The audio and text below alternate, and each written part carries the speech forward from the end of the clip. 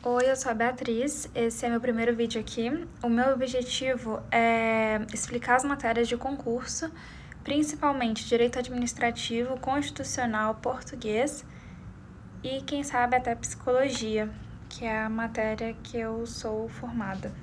Eu sinto que eu aprendo muito mais explicando, então o meu objetivo aqui é, além de eu tentar ter uma rotina de explicar as matérias, eu consegui passar esse conhecimento caso alguém se interesse, né? Mas, de certa forma, isso é um processo muito mais para eu ter a disciplina de fazer os vídeos do que para ficar famosa. Até porque eu nem me arrumei, tô com essas coisas aqui no espinho. Direito Administrativo, aula 1. Vamos falar sobre administração direta e indireta, centralização e descentralização. Bom, o governo ele é responsável pelo estabelecimento de diretrizes e planos. A administração é quem põe em prática as decisões. Então, é um aparato estatal composto por setores, que podem ser entidades ou órgãos. As entidades têm personalidade jurídica própria, já os órgãos não, eles são apenas centros de decisão. O pessoal que também compõe o aparato estatal da administração são os agentes. Ou seja, a administração é composta por entidades, órgãos e agentes públicos, que são as pessoas físicas. Bom, a atuação do Estado se dá por esses três que eu acabei de falar, e as entidades, elas têm direitos e obrigações pelo fato de serem pessoas jurídicas. Isso dá duas consequências. A primeira é que elas têm capacidade processual, estar em juízo. E a segunda é que elas têm patrimônio. As entidades, elas podem ser políticas ou administrativas. O que é uma entidade política? Ela integra a estrutura do Estado. É a União, os estados, o DF e municípios. Ou seja, são esses territórios, entre aspas, que recebem competências da Constituição Federal. Isso é muito importante. Eles têm autogoverno, auto-organização e auto-administração. As entidades administrativas, por sua vez, não têm autogoverno e auto-organização, mas têm auto-administração. Eu vou explicar melhor. Vamos falar sobre essas entidades políticas, que seriam União, Estados, DF e municípios. O que é o autogoverno? É quando ela pode escolher o próprio prefeito, um município escolhe seu prefeito. O que é a auto-organização ou autolegislação? É quando você faz as próprias leis, como um município que faz uma lei orgânica. E a auto-administração é a capacidade de prestar serviços, como saúde, educação, assistência. Agora, já as entidades administrativas, elas são formadas por autarquias, fundações públicas, empresas públicas e sociedade de economia mista. Tem-se o exemplo, por exemplo, alguns exemplos. A Universidade Federal do Mato Grosso do Sul, onde eu me formei, é uma autarquia. A Petrobras é uma sociedade de economia mista. O INSS, a Anatel, o IBAMA são autarquias. A autarquia é uma entidade pública criada para atividades típicas do Estado, como regulação, fiscalização, previdência. Também tem as fundações públicas, que são criadas para áreas sociais, científicas, educacionais ou culturais. Aí tem a Fiocruz, Fundação Oswaldo Cruz, e a FUNAI, para políticas indígenas. Também tem as empresas públicas, que são com capital 100% público, mas com funcionamento de empresa privada, como os Correios e a Caixa Econômica Federal. As sociedades de economia mista são empresas com capital público e privado, e geralmente com ações no mercado. Tem seu exemplo da Petrobras e do Banco do Brasil. Esse conjunto de entidades administrativas formam a administração indireta.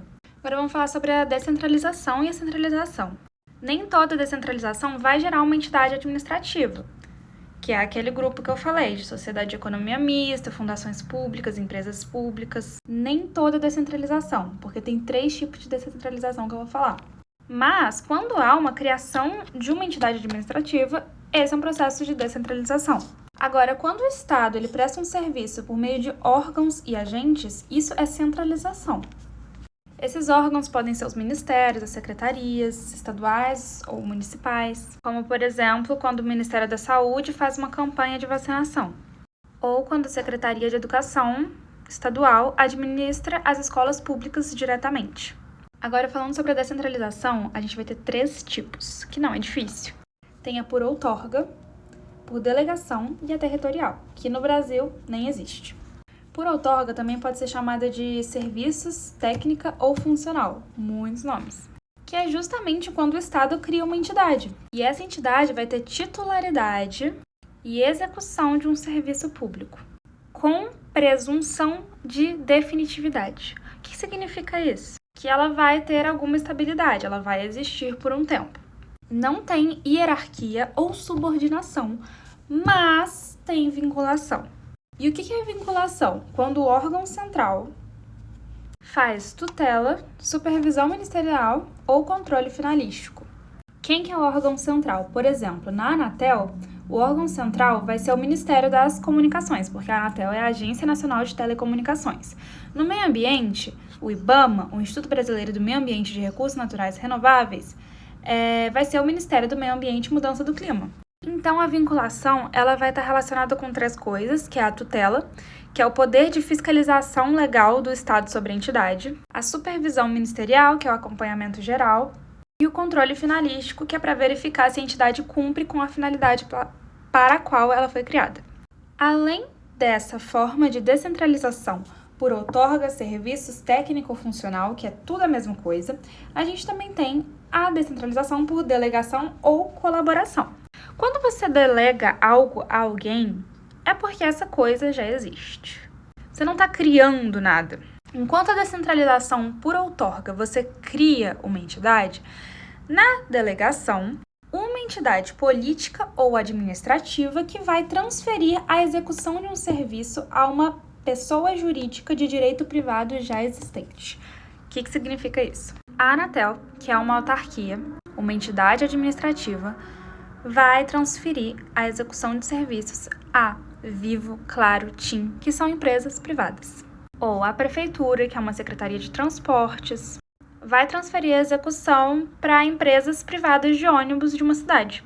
Quem delega essa descentralização por delegação a alguma empresa privada geralmente é algum órgão da administração direta, como a Secretaria de Transporte, que não é uma entidade administrativa, mas é um órgão.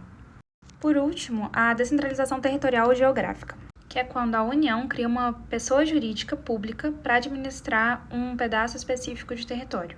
Por exemplo, o Amapá, antes de virar um estado, era um território federal criado pela União, porque ele tinha uma estrutura administrativa própria, funções administrativas amplas, mas não era um estado da federação ainda, em 1988.